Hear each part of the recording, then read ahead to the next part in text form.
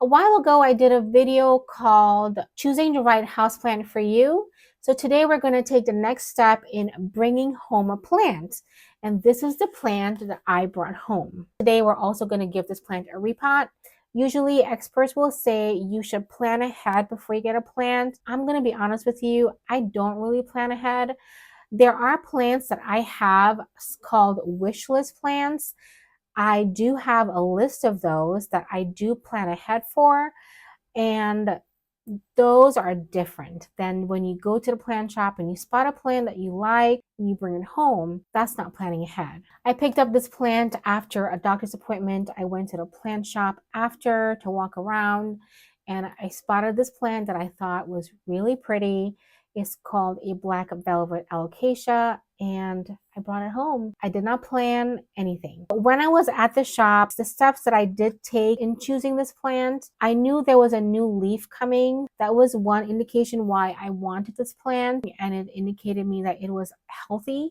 I did unpot the plant out of the soil, and I took a look at the roots. I wanted to make sure it was white roots that I was seeing and there was nothing crawling on the roots, because that can happen as well. Black roots indicate root rot, and that would be some major problems for you if you bring home a plant with root rot. If you are a beginner, even if you're not a beginner, I really didn't want to bring home a plant with root rot. That's just too much undertaking for me right now. So take a peek at the roots to see what it is at the shop before you bring it home. You also take a look at the leaves to see if there's any pest. Usually if you see any pest, and that's going to look like webbing, you look under the leaves, and on the leaves, usually a lot will go on underneath the leaves. If you see tiny webbing, that is a big no-no. That is spider mites, and you can really damage your other plants if you do bring it home. Sometimes you can't tell when you're at the shop because the spider mites could be dormant, and you can bring spider mites home, which I did do that last year. I did bring spider mites home last year from the big box store. After the plant came home with me, it went to a spot in my house. It's usually a bathroom or a second bedroom for quarantining and acclimation for a few weeks. And as those weeks went by, I was looking under the leaves, checking it. This leaf came out, and usually new leaves that come out, pest loves. So it was a good sign for me to take a look at this leaf to make sure there was no pest on it, and there was not. So after 2 weeks, I took it out of the acclimation and quarantine stage to get it acclimated to this room.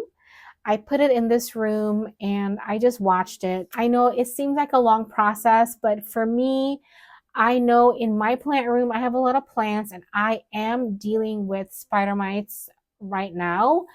I have it under control. I didn't want to put this plant touching another plant. There could still be possibly spider mites here. I am treating all my plants, so that's why I did all these steps for this plant. I am ready to repot it, so we're going to do that together. Now, if you don't have a lot of plants like I do, and you just have maybe 2 or 3 plants, I still recommend keeping it away from those 2 or 3 plants for a few weeks and keep an eye on it. You don't want to jeopardize the plants that you have. I know for me, if I took a long time to grow a plant to a certain length and that plant gets pest, I'm usually not happy when that happens, especially if it's something that I did to bring it to the house. I try to be extra careful because of that. Now that the quarantine is over, we're going to do a little repot today on this beautiful plant. There is that question, should you repot or should you not repot?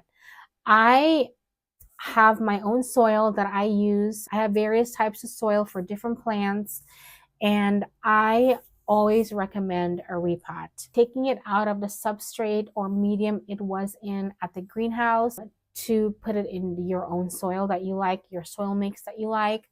Now, if it's in a greenhouse, usually they have soil that would fit that environment. And in my house, I have soil that fit my environment and my lifestyle. To use clear pots in order to see some action happening with the plant. So that is something that I do like to use. And this particular plant, I am going to do something called no drainage. That is something I definitely don't recommend for beginners, but if you are willing to try it, this is what I do for no drainage. But that's what I've been doing with these kind of plants. Usually I'm an underwaterer, and no drainage seems to save me a lot because this plant does not like to dry out completely. So the substrate I'm using today is pon, and this is my homemade mix that I have, and I added some leca to it. My friend Natalie does this with her alocasias, and I wanted to try it today on this one to see how it works. So I'm actually trying something completely new versus my other plants in no drainage. I'll tag her Instagram at the bottom of this video so you can get to take a look at her Instagram page. But she likes to do no drainage with pon and leca, and at the bottom a sprinkle of fluval stratum. So we're going to do that today. Now, when I looked at this plant at the shop, it did not have a corm. So corms are something you'll find with alocasias, and it's an indication that the plant is looking to replicate. It's basically another plant. There is one right there. I wonder if there's any more. I doubt it. I did look when I was at the shop and there was no corms, but I got me a little corm right here. There's another one growing right here, but I'm not going to touch it. Let's take this out of this substrate so I can change it. We've taken all the soil off. There's 2 corms in here. Oh, we got one here.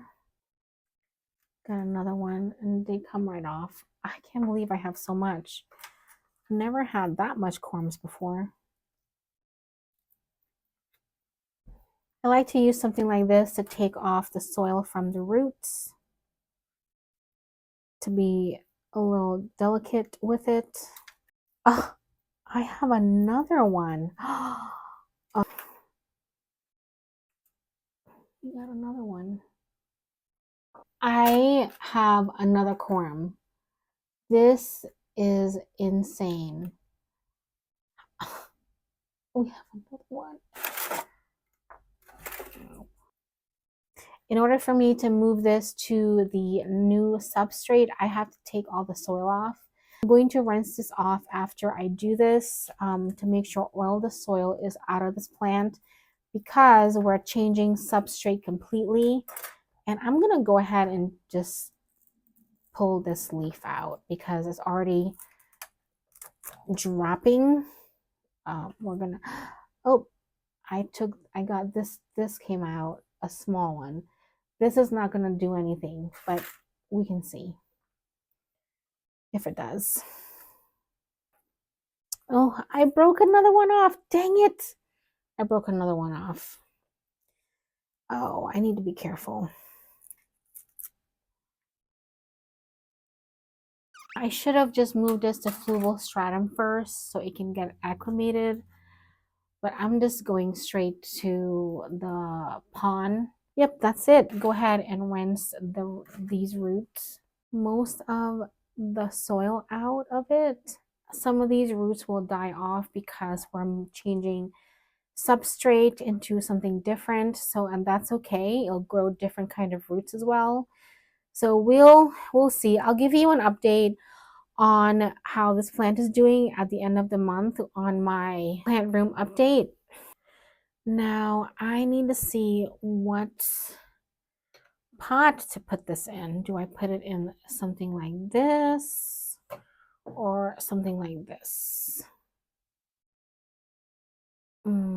I guess it's gonna be this.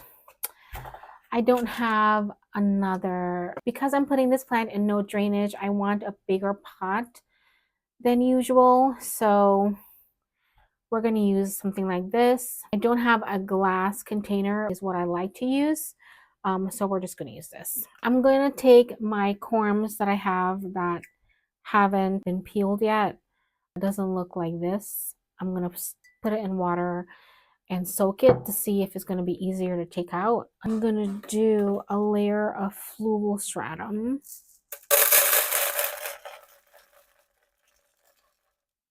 Fluval stratum have some nutrients in there. I will sprinkle some fluval stratum as I'm putting the pond in.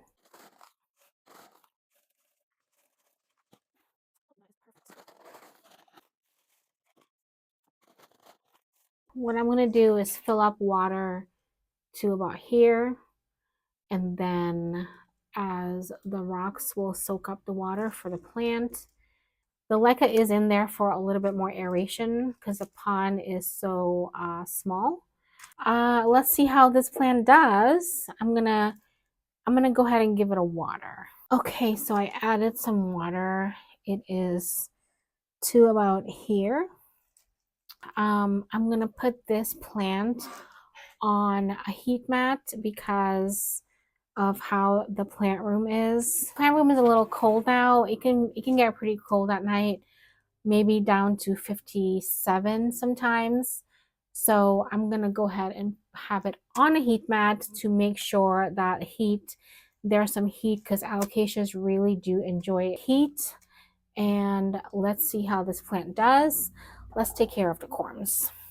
I think this should be easy to come out.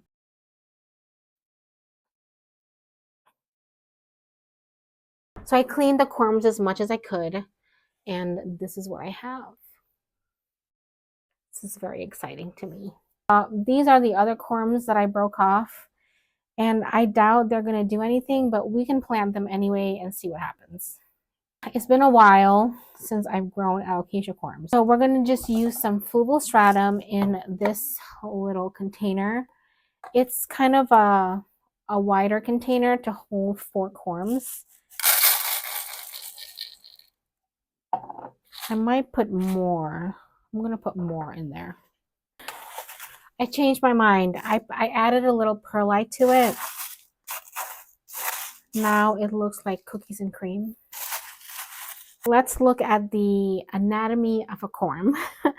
This is where the new leaf is going to come up, that pointed area. That pointed area, the roots will come out from here, and this is the bottom part.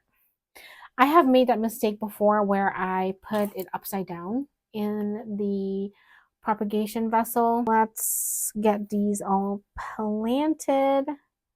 I'm very excited to see how these do. I have never harvested 4 corms before.